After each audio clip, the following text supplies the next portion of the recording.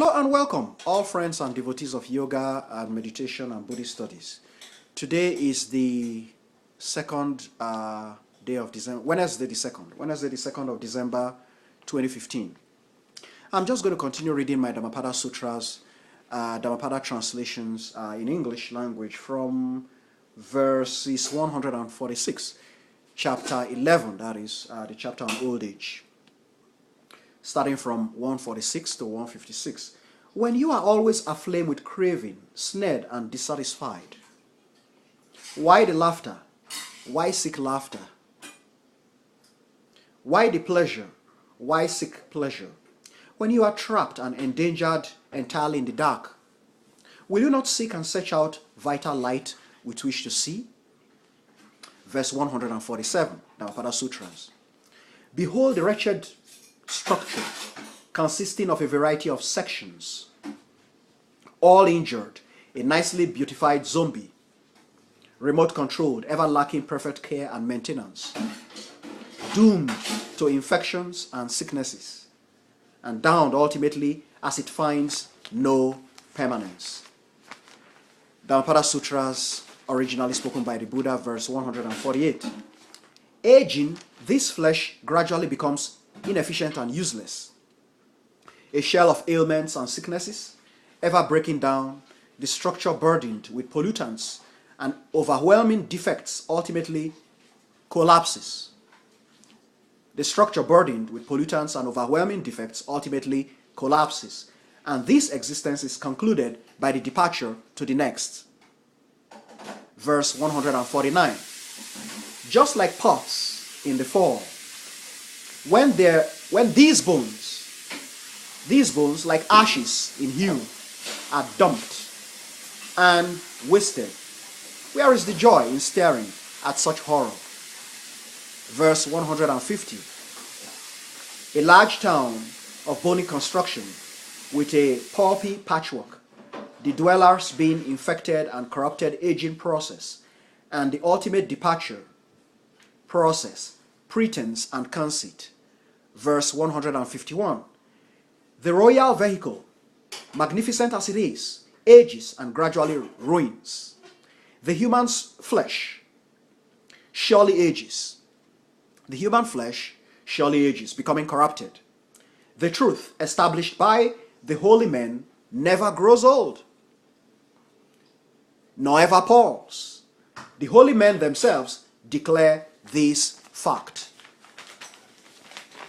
These are works I did well over 10 years ago, Dhammapada Sutras, originally spoken by the Buddha.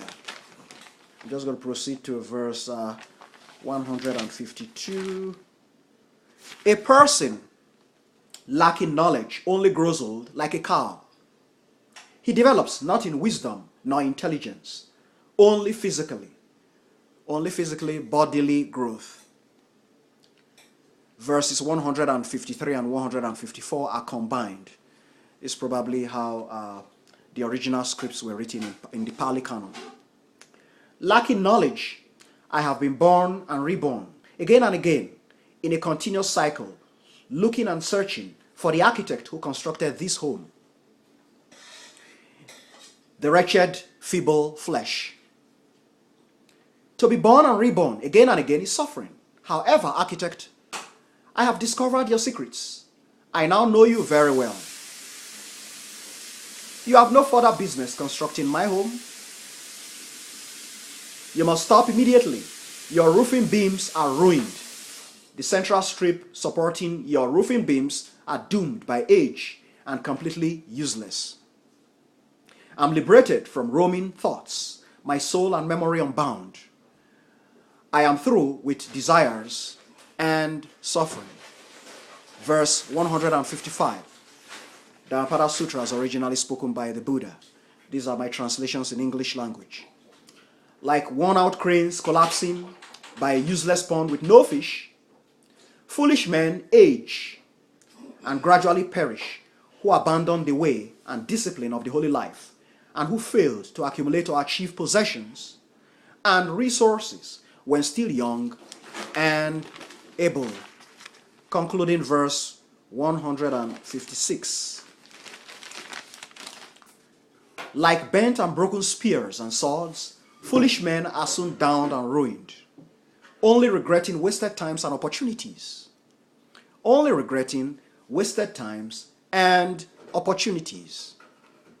Foolish men who abandon the way and discipline of the holy life, and who failed to accumulate or achieve possessions and resources when still young and able.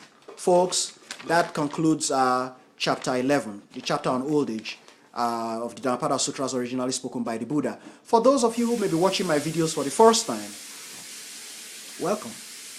I'll advise you to visit my website. I have a website in which I've published all my English translations of the Dhammapada. That website is attached to this particular video. So it's advisable to proceed to that website. I'll advise you to proceed to that website. Click on it, and then you should be able to follow us from there. Read through these teachings and reflect and meditate and contemplate on them. The objective of the Buddha is to bring your mind serenity and tranquility and calm, peace of mind. That's the objective. As you read through these verses and contemplate on them, you should accomplish these qualities in your mind: serenity, tranquility, peace, and calm. This was the Buddha's objective. Of course, as you read through them, if you have any questions or challenges, feel free to contact me. My email address is c.aburime, A-B-U-R-I-M-E, c.aburime@hotmail.com, or Color College. Color spelled British, C-O-L-O-U-R-C-O-L-L-E-G, Color College at hotmail.com. Thanks, folks, and have a pleasant midweek. It's midweek today. It's Wednesday today. Have a pleasant midweek. Namo Amitofo.